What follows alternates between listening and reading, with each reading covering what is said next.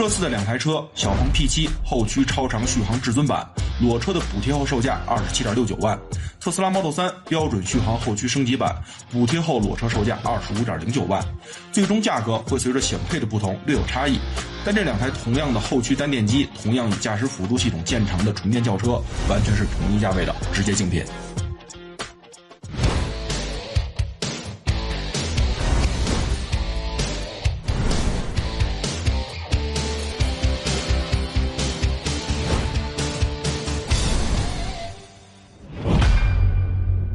首先是外观的介绍，咱们按照品牌首字母顺序，从特斯拉的 Model 3开始说起。这个车呢，造型可以说是很有特点，但现在在路上能见度非常高，所以大家呢也是比较熟悉的。它开创了很多这种纯电动新能源车型的一个设计的先河。比如车头，由于没有这些内燃机啊、散热进排气啊等等系统，它整个做的很低趴，而且呢比较短，所以呢风阻系数 0.3 CD 是比较优势的，而且做了一个全封闭式的一个前脸啊，这个也是之前大家从燃油车时代转到新能源时代可能需要去适应的一点。然后最新款车型的这个轮圈换了一个全新的造型，也是一个降低风阻的设计，包括说隐藏式的门把手。所以说这些设计呢，对于现在的新能源车企来说，当年特斯拉的这些开创式的设计引发了一阵借鉴的潮流。而整个尾部呢，溜背的造型呢是比较明显的。其实整个车侧啊，你看上去是比较紧凑的一个感觉，包括车尾也是这样。这个车如果按照车长尺寸来说呢，我觉得叫中型轿车可能略有牵强。但是电动车呢，毕竟轴距比较长啊，但是跟小鹏 P7 比起来，这个车的确在整体的造型轮廓上会显得紧凑和运动一些。然后尾部呢，造型是中规中矩的，跟这个 Model S、Model X 一脉相承。所以这台车我觉得其实对于很多的电动车设计是有一定的开创先河的理念，但如今看起来的确是缺乏了一些新意的。小鹏 P7 这款车型呢是凭借它的设计和颜值吸引过很多的消费者，它有一个鹏翼版啊，就是可以选择那个像兰博基尼一样非常酷炫的剪刀式车门。然后这个车呢，其实有很多新能源车企惯有的设计，比如说封闭式的车头，然后非常低趴的一个前舱，营造一个比较低的风阻系数，包括说隐藏式的门把手等等。所以这个车的风阻系数呢，0.236的 CD 值也是比较不错的一个数值。而同时啊，它有很多比较新颖的一些或者中国消费者比较喜欢的设计。我们很喜欢贯穿式尾灯，而这个小鹏呢 P7 还加了一个贯穿式的头灯。整个车头啊有这个灯的加持之后，立马就想得像一个星际飞船一样，非常的前瞻。而且呢，这个头灯尾灯呢还有那种呼应的效果。我第一次见 P7 是在一个红绿灯上，对面那台车啊就一闪一闪一闪的感觉，就像跟你打招呼一样，一下子就拉近了人与人的距离。而这个车呢也同样有一个非常溜背的一个动感的尾部造型，但是你看车身比例啊，跟那个特斯拉 Model 3相比会明显不一样。它更符合咱们中国消费者认知的一种3厢轿车该有的一个车身比例，而且4880的车身长度啊，比起 Model 3也的确长了不少。所以整个尺寸，这才更像是一台中型轿车。而尾部贯穿式的尾灯也好，简洁的尾部设计也好，也是很漂亮的一个设计造型。所以这台车既兼顾了新能源车型该有的一些前瞻的设计，而同样也照顾到了中国消费者对于一个车型的比例也好，对于这种贯穿式尾灯的个性化需要。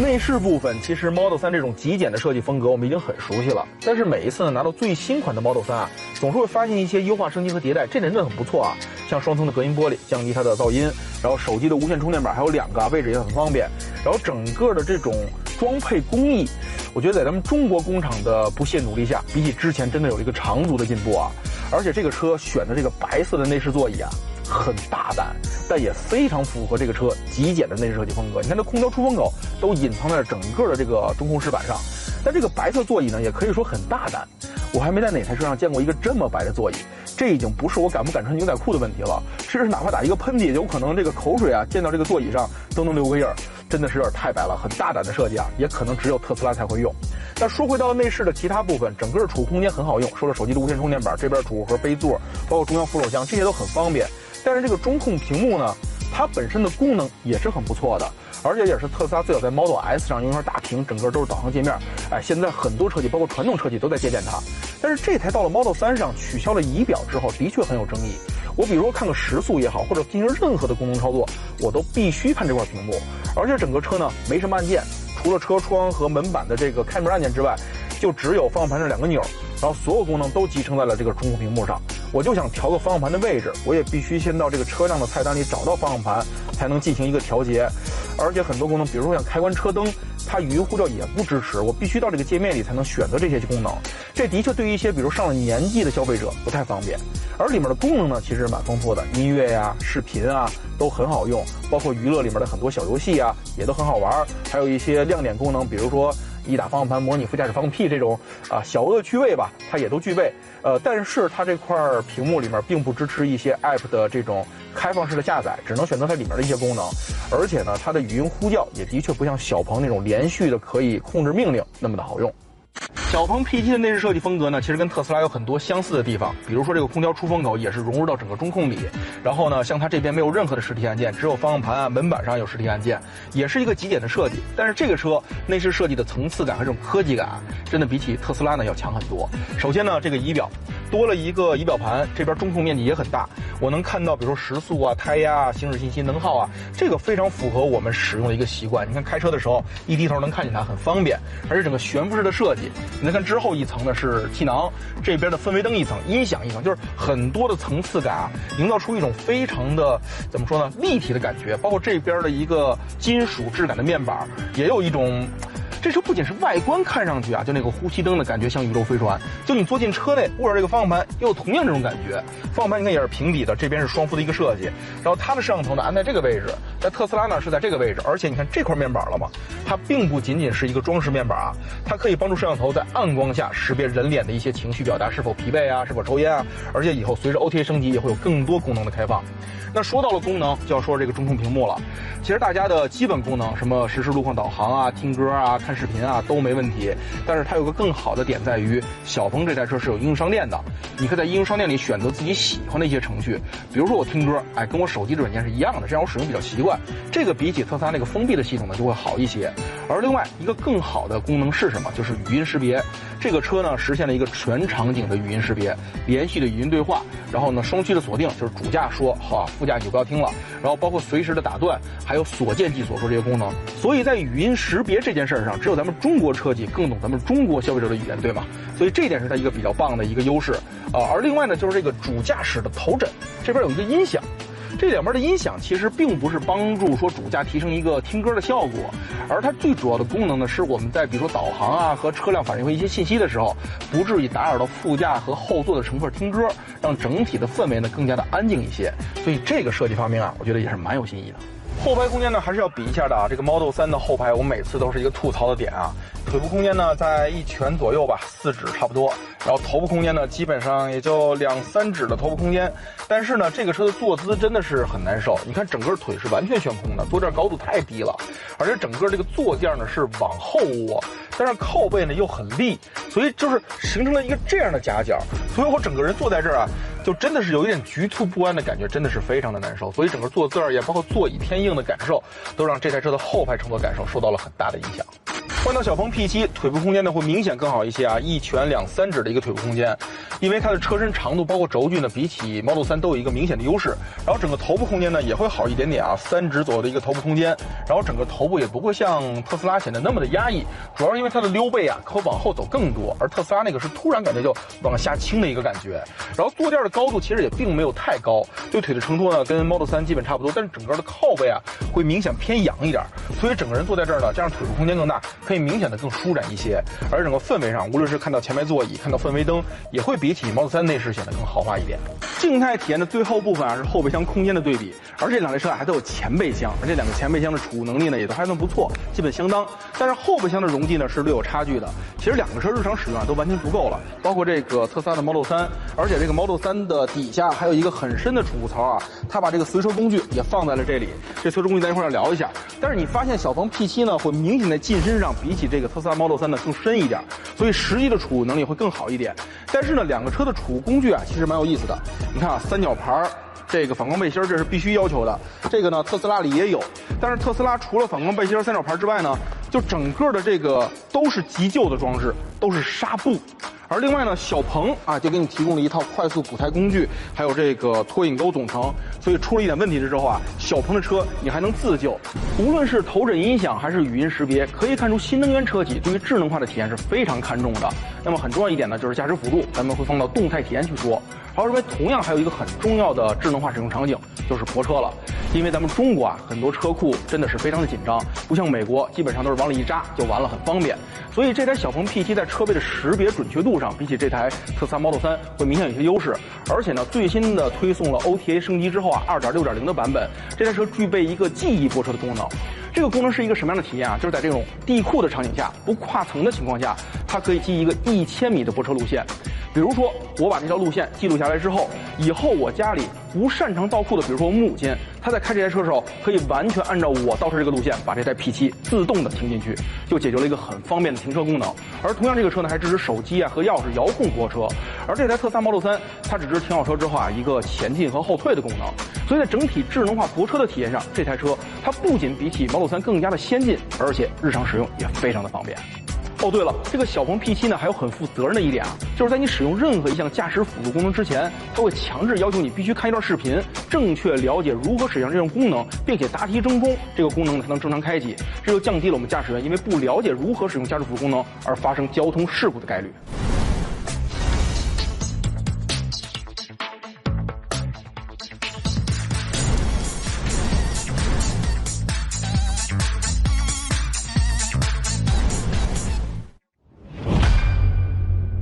在底盘对比的部分呢，两个车的相似度是非常高的啊，可能电车大家看的相对比较少。你看整个底盘这种底板的平整度是不是非常的平？因为电车呢没有什么传动轴、排气管、油箱的布局需要啊，整个就是一个电池，所以可以做得非常的平整，再加上一个比较低的重心，所以操控感受会比较好。而这么平整的底盘，对于空气动力学的提升是极佳的。在赛车的话，也只有到了 GT3 这种级别才配有这么平整的底盘 ，GT4 都不配。然后我们看一下整个的前轮，这边是一个双叉臂的悬架。形式跟小鹏 P7 是一样的，就是这么的一个悬架形式。然后呢，它的仰角也好，两根拉杆都是铝的，但是上面那个是一个大家所戏谑的说叫塑料件，其实是一种新型的轻量化材料，在理想 ONE 上我们也见到过类似的一些设计。然后卡钳呢，因为小鹏 P7 啊 Brembo logo 打在外面，看上去很炫，但其实呢，这也是一个4活塞卡钳，而且底下也有一个小小的 Brembo logo， 告诉大家这个卡钳的供应商呢也是 Brembo。然后到了后面，我们走过来看一下啊，两个车其实后悬架呢基本上也相似，都是一个下摆臂，然后一根横拉杆这是下面，但是这台车呢，它的两根上面的拉杆是在前面，然后后面呢有一根拉杆，所以基本是上面3根，底下2个这种连接的结构。然后小鹏 P7 呢其实也比较接近啊，你看一下。P7 呢，下摆臂这边一根下面的拉杆，然后它的这边是2根横拉杆，然后前面的一根拉杆呢在这个位置，所以它们其实都是一个上面3根，底下一个摆臂一个拉杆这么的一个设计，只不过位置呢有一个相互的互换。然后到了前面可以看一下这个车，它的整个前轮啊，无论是这个拉杆也好，仰角也好，全都是铝合金部件。而且到了外面，其实也值得一说啊，就是我们说这刹卡钳上面有一个 Brembo 的字样啊，在小鹏上有一个 Brembo 字样，但是两个车呢都是 Brembo 的4活塞卡钳。然后轮胎上其实选择略有区别，都是米其林的 PS4。也可以看出来，他们都是比较注重性能和抓地能力的。但是这个车啊，2454519，这个是一个19寸轮圈，但是在这台特斯拉 Model 3上是2354518。其实小鹏上这个在官网显示是要加5000块去选装的，但是实际我们问了啊，现在买车是直接送给大家的。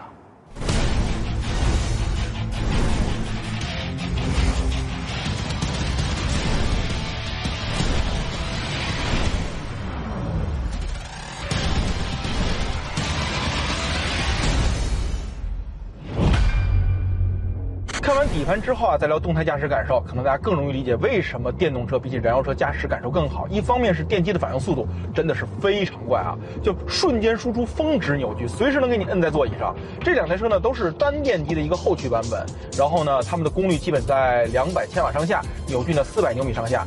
参数已经相比这个价位燃油车很好了。然后这台 Model 3会比起 P7 呢稍微高一点点啊，但是加速感受明显会调得更猛一些，反应速度更快一些。所以如果要说加速能力，这两台车在30万以里跟燃油车相比，可以说打败天下无敌手。但是为什么操控感受更好？我们看了底盘之后，你发现非常的平整，所以整体而言，它的气流、它的风阻系数会更低，而同时呢，整个的重心是很平均的一个很低的重心，所以操控感受自然也会更好一点。再加上前面双叉臂，后面多连杆，整个悬架的形式也是相对比较高级的一个形式，所以这台车操控起来的确会比起燃油车有很明显的优势。而两台车其实整个风格调教是有一定区别的。Model 3很明显偏一个运动风格，包括最初进口版本卖的很贵的时候，很多消费者就冲着这种驾驶的乐趣来买它。所以这台车开上去很像一个大号的卡丁车，就是一大方向，反应速度也很快，底盘的支撑呢也比其他车型的更好一点。当然了，这个悬架的过滤也的确会影响一定的舒适性。但是我也发现了这台21款的车型比起之前我们试的 Model 3，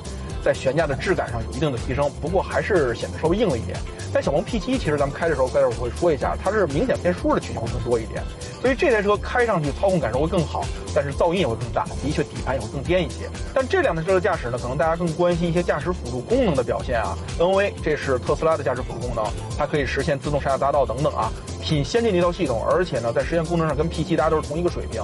也是现在目前所有车企里比较领先的一个功能了。但是它呢是依靠视觉解决方案，就是摄像头提取路面所有的车辆的信息、线的信息、限速的信息等等吧，这些障碍，然后呢进行一个处理。它的反应速度很快，效率很高。但是呢，你看就每次，比如说我偏离车道线之后，它都是猛地给你打一下，给你回来。然后包括在自动驾驶辅助的时候呢，也是这种感觉，就是执行效率很高，但是呢反应速度太快了，有一点点的吓人，让人觉得不够平顺。我如果想开启驾驶辅助的时候更希望它像一个得体的专车司机，而不像一个愣头小伙子开一个驾驶乐趣很强的车。所以这台车我觉得驾驶辅助的体验上的确比起 P7 还是要稍逊一筹。咱们聊了电动车在整个结构上相比起燃油车呢，驾驶感受就更有优势，但是呢，驾驶风格还是有些明显差异的。这台 P7 比起 Model 3会明显往舒适性的调教呢，有很多针对性的改变，比如说加速，同样加速能力都很强，这车专门加速，它有一个很强的加速能力，但是不会像特斯拉 Model 3就是那种很快的给你钉在座椅上感受，它不会的。这个车会把你第一脚很粗的这种加速踏板的动作变得柔和一些，包括动能回收也是这样。这车呢还能选择高低的动能回收的一个力度，我现在选的是高，你看我松离这个加速踏板，它是慢慢的给你提供一种比较强的减速度，而不像特斯拉一抬离加速踏板很猛的直接就开始给你减速，而且它也不能选择动能回收的一个高低，你必须适应我的风格，这就是粗鲁的特斯拉。所以在整个的驾驶风格上，这车加速减速都会更缓一些，而底盘也是这样。我觉得唯一不如特斯拉就是一个转向，它转向的力度呢真的有点偏轻，而且呢有点模糊，所以开上去的信心呢不像特斯拉那种卡丁车的感受那么的回馈直接，而底盘呢也会比起 Model 3的悬架呢变得软一些。不过说起隔音降噪，的确它的噪音呢能听见一点电动机的声音但是整体的噪音值是比 Model 3的要少一些的，而且跟 Model 3升级了双层隔音玻璃的版本相比所以说到了驾驶感受，无论是加速，无论是底盘悬架，无论是动能回收等等，都会比起特斯拉更符合中国消费者这种偏缓和偏柔和的驾驶风格。即便是一个简单的 ACC 自适应巡航它的刹停和起步过程会比起特斯拉 Model 3呢更温和一点。因为其实欧美人，你看它红绿灯起步、进出、什么环岛、匝道、上高速都是一脚全油门，但咱们中国消费者呢还是习惯更平缓的一种驾驶风格。而说到了这个 NGP， 其实你把它开启之后它的整个的反应速度呢，也会比起其他车型，反应速度 OK。比如向右并线，你看立刻开始执行向右并线的动作，但是呢，整个过程是缓和的。这个事儿我也跟我父亲聊过他就不太能接受这些驾驶辅助功能，无论是他的理想，他的未来，他总觉得说我开车更靠谱，是机器开车呢总是有一点担心。但是小鹏这样的驾驶辅助功能，就更容易被这些，比如说上了一些年纪不太容易接受新事物消费者接受，而且升级了最新的这个226.0的系统之后它比如说在超一些大车的时候，它会自动的把车道居中保持，往大车远的方向稍微并一点点，让人觉得更安心一些。至于电动车用户最为关心的续航表现，小鹏 P7 搭载的是 80.9 千瓦时的3元锂电池 ，NEDC 续航里程670公里，而标准续航的 Model 3是55千瓦时的磷酸铁锂电池 ，NEDC 续航里程468公里。无论是电池技术、电池容量以及续航里程 ，P7 都具备绝对优势。这一期右选时的对比结果呢，非常的直接了。我们即便抛开特斯拉面对的众多争议话题不聊，只说产品本身，想想 Model 3为什么获得了如此高的销量。一方面是品牌亮相早，大家对特斯拉有一个认知；另外一方面 ，NOA 驾驶辅助功能很好用，它的整个科技感也非常强，让人觉得很有吸引力。站在这些方面，小鹏 P7 目前表现出的实力会明显比起 Model 3更强。它的驾驶辅助 NGP 比起 NA 更加好用，更懂中国路况。而且呢，整个的科技配置也好，它的这种新颖的感觉也好，特别是语音识别上，比起美国品牌特斯拉更懂咱们中国消费者说话的习惯。而另外，在乘坐空间，特别是电动车用户非常头疼的续航里程上，这台 P7 比起 Model 3也有明显的优势。所以30万以里买一台电动车，我们会明显更加推荐小鹏 P7。但在这一期视频的最后啊，还有一个希望，这台车啊尽早卖到美国去，让美国的媒体和消费者测一测，我觉得他们的答案会更有说服力。